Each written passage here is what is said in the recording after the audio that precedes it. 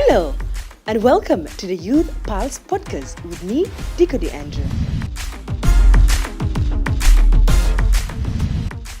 Where we discuss pressing issues of this generation with heartful conversation, inspiring stories, and diverse perspective on girl-child marriage, reproductive health, education, youth champions, and climate, among other compelling topics, meeting your needs. Join us today to be informed, empowered, and engaged. The Youth Pulse podcast is speaking from our hearts.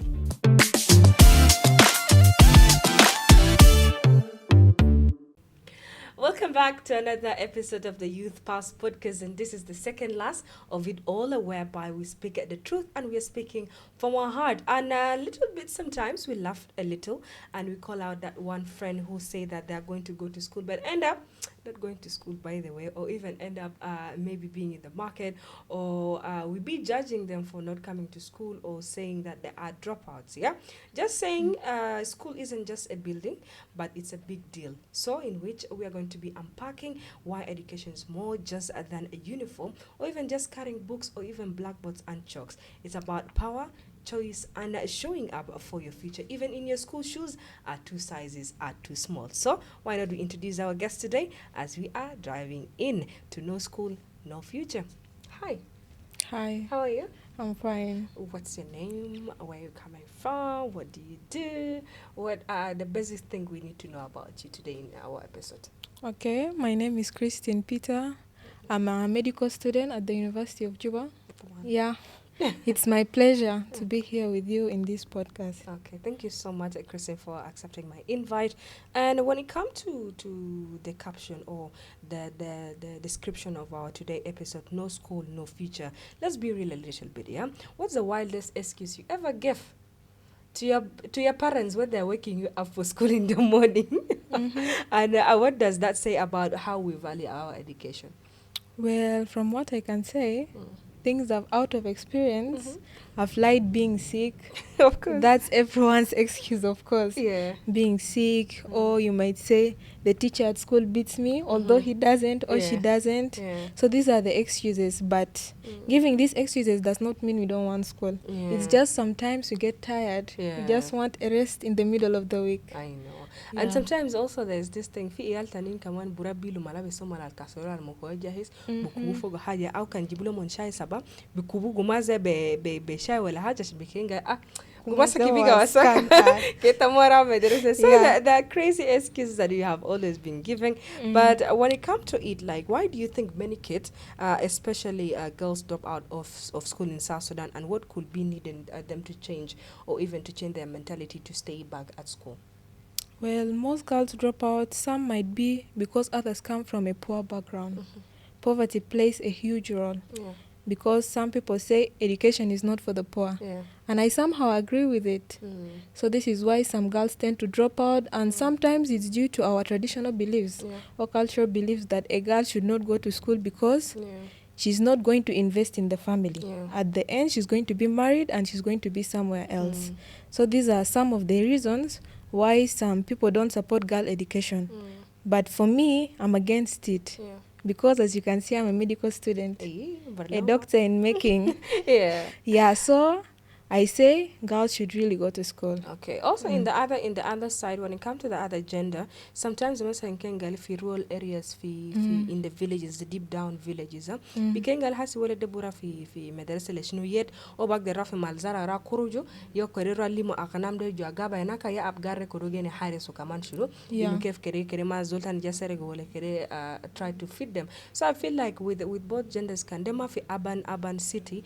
Also in the rural areas, those kids really suffer a lot. And even sometimes it back there ligo bordo fi Jua Medina bikengali halas, you are from the poor background, you need to stop going to school, you go work. Child labor, they be turned into child labor. Yes. Zamasala ita back there ligo omon fi shaware kan omon mabash had omon shaghalin warnish kan dama warnish omon في المكرسالات كان ما المكرسالات بنات بكون في محل شاي ولا بكون في مطعم هو اصلا الشغل ده ما حرام لكن لو أمرتهم مندانا I feel like those are some of the reasons Yes. they really drop out which is all circling into poverty. Yeah. So some schools say school is not for everybody. Do you agree with that? Yeah, I somehow agree. How? But again, I say no. Because I believe if school is not all about writing, it's also about skills. It's about arts. You can draw and you're still educated.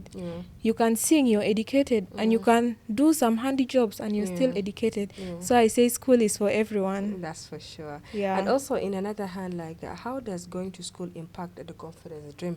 Because like I think because of school, we are now speaking to the cameras, or even we are trying to communicate with the English that we're having and with the Arabic that we're having to the people. So I feel like education also have an impact on how to achieve your dreams, and confidence boosts your confidence as well. So with that, like how do you think it have school can really impact more on those things?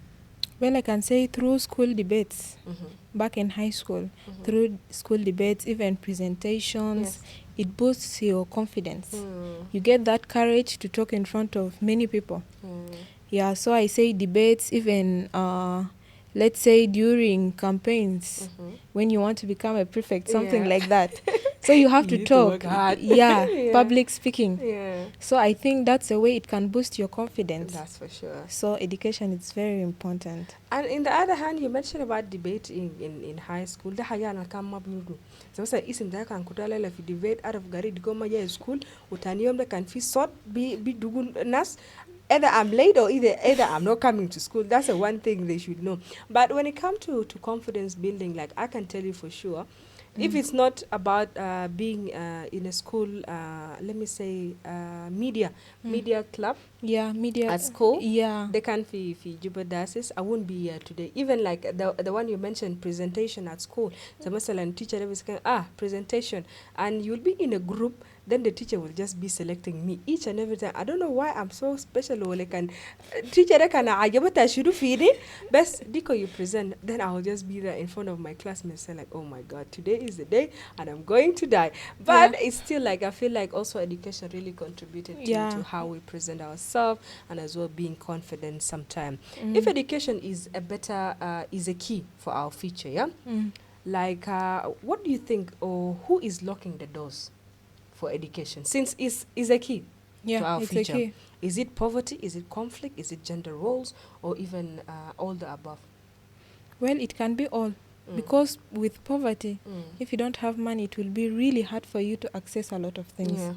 Conflicts, like in the villages, rural areas, it's very hard to like establish a school. Some people might try to establish one, but because of traditional beliefs, people tend to like destroy it. They don't find it good enough for their children. They believe their children, if it is a girl, she should get married by 14 or the time she starts menstruating. As a boy, you should go out there, hustle, like take care of the family. So conflict plays a role. And I also say corruption also. At some point, corruption plays a role. Like let's say for example, like these scholarships that come. Some scholarships come in, but because people have people that they know, they tend to take their relatives. Do you know there's this time whereby a public name of a certain scholarship, a certain country, you find all the 10 members are from the same family. People now were questioning like, I get a quad well I get a dakal. And it's very harmful. Lanu Nazdel Bishilum, they go outside there, they don't perform well, and they are brought back.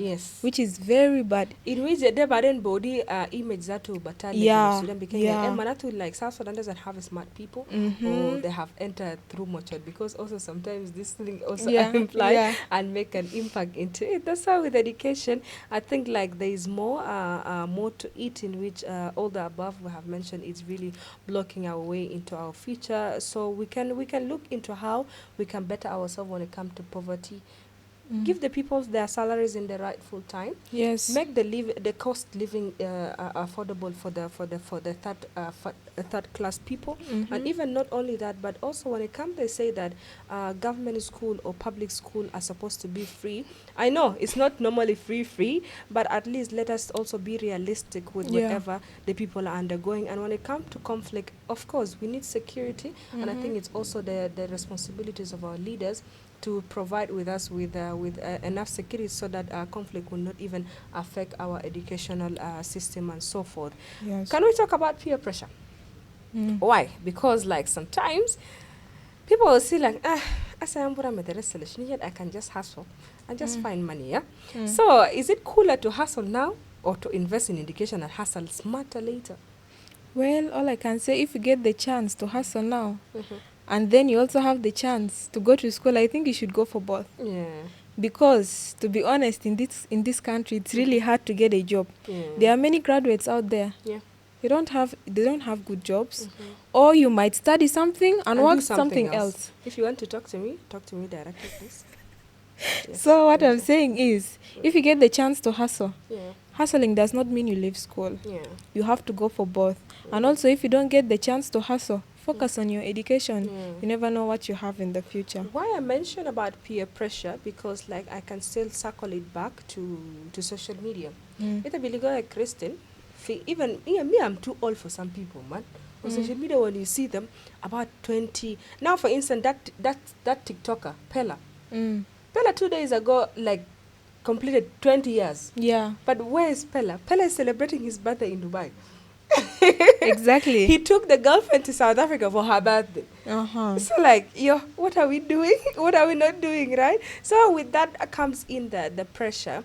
And sometimes, like, if we have also seen that footballer who bought the girlfriend that Mercedes-Benz and iPhone 16, and he's a South Sudanese, then he said like, okay, am I not dating the right person? Or like, there's this too much pressure that yes, always there's too much pressure. Yeah. But all I can say is, you have to be consistent. Do what you can do best. Yeah. Don't look at what others have and then you be like, I want this. That's her own portion, and yours will come.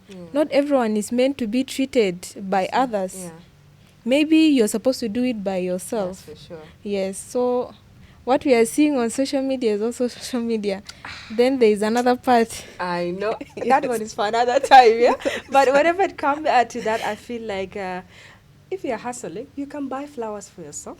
As a lady, yeah? You can buy chocolate for yourself. Even Sahanta Chukumande, back there be legacy. Yeah, as long as it's your money. As long as it's your money. But also it needs to be backed up with a certificate that's by you going to school and trying to get the hustle in a very right way and in a very smart way as well.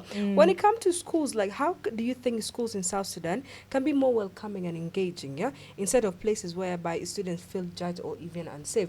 Because like it's a bano, عشان بيت تنا ما في قروش كان قالي يونيفورم أنا جاني لبس لسنتين أنا بلبس ثاني إذا بينو teachers بالذات نسوين تا أياد دائما برا لنا نسوين الأساتذة female teachers بنت بيكين دائما قوم ساكي القديم ده ولا بيبدا أتاكيتا أو your colleagues at school will start laughing at you like إذا بلبس قماش في جوجاما هناك كم مرات في أسبوع إذا بيجي بيندو قماش and even like the whole environment is not welcoming. That will be giving you that attitude of should I be going to school if I'm being judged? Yeah. Well, I think we should create awareness. Learn. It's really hard for some people out there. Yeah. And the little they have is the little they are managing. Yeah. So I say, let's try to be kind.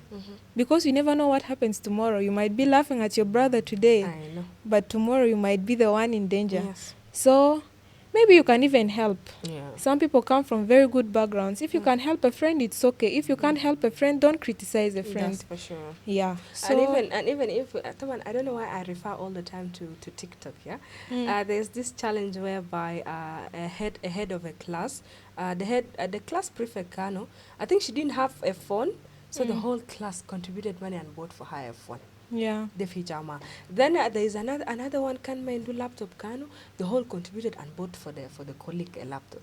So like I think it's just a collective word. Even if it can fi primary, whether can fi high school or like jam whatever the level of education that you people are in, with the little that you have, can wahid nin talata limu ida wahid. I think they can really make a change into that. And this is how we can be helping each other and better our life in a sort of a way. What will you say to a 14-year-old who is thinking of dropping out of school to get married quickly or even find quick money? Because your men, with the peer pressure and things which are happening around, you're not being able to shortcut. Like I don't want to suffer. They will say that I'd rather cry in Dubai than cry in the logo.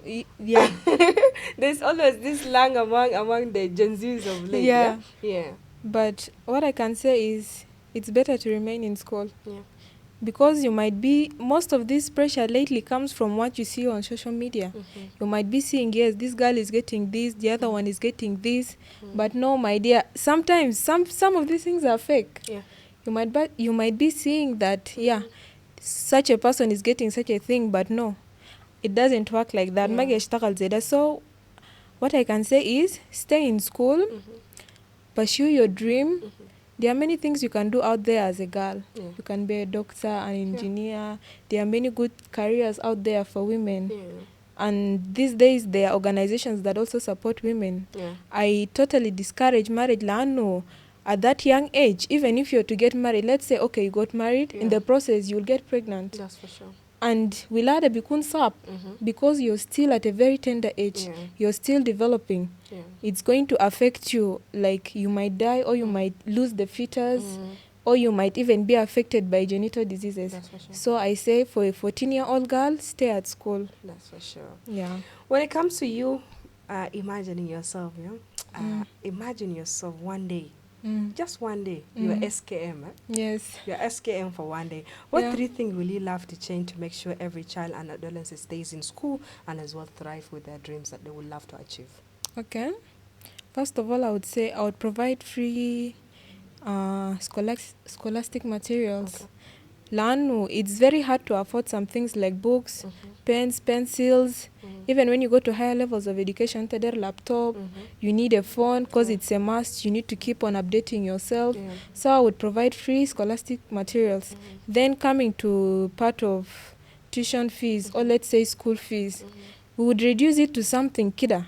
Reasonable. Something reasonable, yes, so that your parents can be able to afford. Also, there are some students out there who hustle for themselves, so that they can be able to afford such an amount of money. And then thirdly, I would like open up an organization for children who are needy. Because needy children are the ones who are suffering the most. So I would open up an organization. I will try to provide like free, I'll provide homes for them, food, shelter, even health care, utilities for them, so that they might be able to sustain. And then maybe another one, I would open up a vocational school. More of it. Because some people don't rely on education a lot. Not everyone is a brain person. Some people use skills. So I would say, I would open that one so that people who are not able to focus on school, maybe they can do something with their hands, which would help them and give them a better future. That's for sure.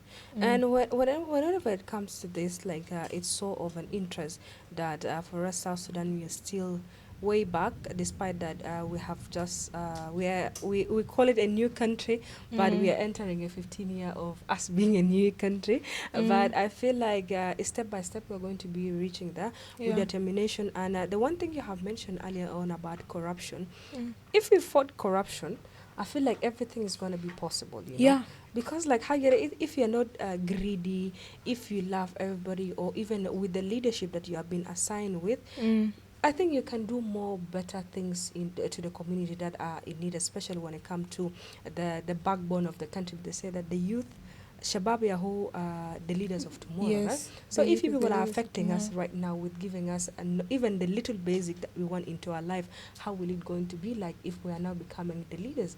And the Bukun based leaders, Muktan Nafadi, of course it's not going to be happening that way. So Sometimes this is how it's gonna be happening, but the beauty of this Youth Pulse podcast, it's always it start very slow and end very fast. Yeah. Yeah. So here's the tea, yeah. So a school might not give you all the instant fame and followers that you might be thinking that you'll be getting with it, but it can give you a tool to build whatever future that you want for yourself. Either you want to be a doctor, engineer, or entrepreneur, or even a farmer, just know that whether you are in the classroom, under the tree, or listening with one ear while hearing the goat, remember that learning is power. Stay sharp, stay curious, and please stop blaming the cow for eating your homeworks. Yeah, from me to you, this has been an amazing second last episode of the Youth Pulse podcast with Midiko the Andrew. The Youth Pulse podcast is speaking from our hearts.